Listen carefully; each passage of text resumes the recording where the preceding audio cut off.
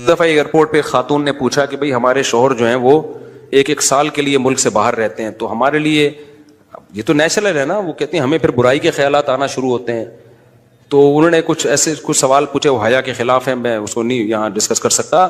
میں نے ان سے کہا میاں کے علاوہ آپ کے پاس کوئی راستہ نہیں ہے اپنی خواہش پوری کرنے کا. تو وہ کہنے لگے پھر ہم کیا کریں، میاں بھی مجبور ہے. وہ کہہ رہے میں کیسے، اور اپنے ساتھ رکھ نہیں سکتا میاں، کیونکہ جو ہے وہ اس کے پاس اتنی تنخواہ نہیں ہے کہ بیوی کو رکھ سکے. تو چند کیس ایسے ہوتے ہیں. اصولی طور پر تو میاں کو چاہیے اللہ پہ توکل کرے، غریب بھی ہے نا اپنے ساتھ اپنی بیوی کو رکھے. کوئی بات نہیں، میاں بیوی دونوں روکھی سوکھی مل کے کھا لیں گے، کم پہ گزارا کر لیں گے. جو بیویوں کو چھوڑ کے ایک سال دو سال کے لیے باہر جاتے ہیں، یہ شریعت میں بالکل پسندیدہ نہیں ہے. اللہ نے بیوی کو صاحبہ کہا ہے، ساتھ رہنے والی. مجھے وزیر آباد میں 1 مہینہ رہنا تھا، یہ بات ہوگی 2006 یا 2007 کی. انہوں نے کہا کہ 1 مہینہ آپ نے یہاں اسٹے کرنا ہے. بیانات کے سلسلے میں نا مسجد 1 مہینے کے لیے میرے حوالے کی تھی. تو میں نے کہا بھائی میں تو بیگم کے بغیر 1 مہینہ نہیں رہ سکتا، بچے بھی تھے میرے.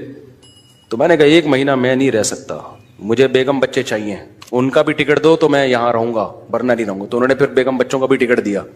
وہ گھر والوں کے ساتھ رہ لیتے ہیں آدمی تمیز سے، ورنہ بیگم کے بغیر ہمارے لیے تو بڑا مشکل ہے اتنا لمبا عرصہ رہنا. مجبوری میں رہنا پڑتا ہے تو ایک الگ بات ہے، لیکن ہے مشکل کام. چاہے کتنے بھی آدمی کے میاں بیوی میں جھگڑے ہو نا، نہیں رہ سکتا بھائی. تو 1 سال کے لیے پتہ نہیں کیسے رہ لیتے ہیں لوگ بیگم کے بغیر. ٹھیک ہے ان کی مجبوری ہوتی ہے، میں مانتا ہوں، لیکن اس میں کوشش کرو اللہ پہ توکل کرو. بیگم روکھی سوکھی کھا لیں گے، لیکن اللہ میاں نے بیگم کو صاحبہ کہا ہے قرآن میں. صاحبہ کا مطلب ساتھ رہنے والی. صاحبہ کا کیا مطلب ہے؟ ساتھ رہنے والی.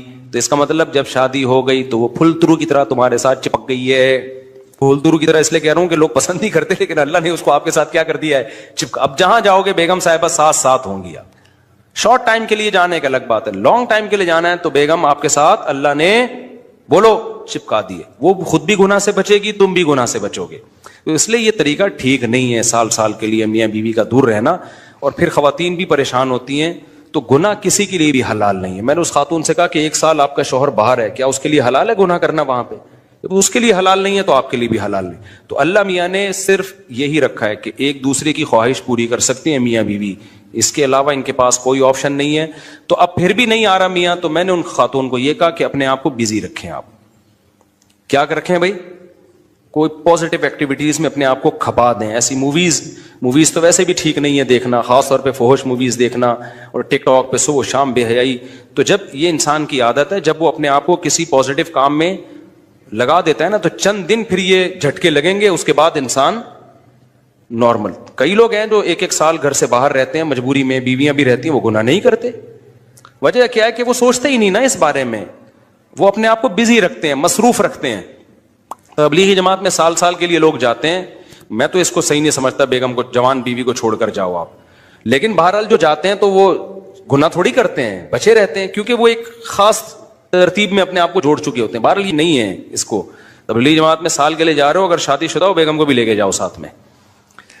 ہم تو یہی کہتے ہیں تبلیغ والوں سے بھی، بھائی اگر سال کے لیے جا رہے ہو نا، تو یہ زمانہ بہت خطرناک زمانہ ہے. حضرت عمر نے جہاد میں نہیں چھوڑا تھا، تو یا اس کے لیے جو ہے وہ ایجڈ ہو گئی ہے، بوڑھی ہو گئی ہے، ایک الگ بات ہے. لیکن آج کل بہت مسائل کھڑے ہونے کا خطرہ ہوتا ہے. لوگ کہتے ہیں نہیں فلاں سال کے لیے گیا کوئی مسئلہ نہیں ہوا. بھائی مسئلہ ہونے پر حکم کا مدار نہیں ہے، فتنے پر حکم کا مدار ہے، خوف پر. بے پردگی جب ہوتی ہے تو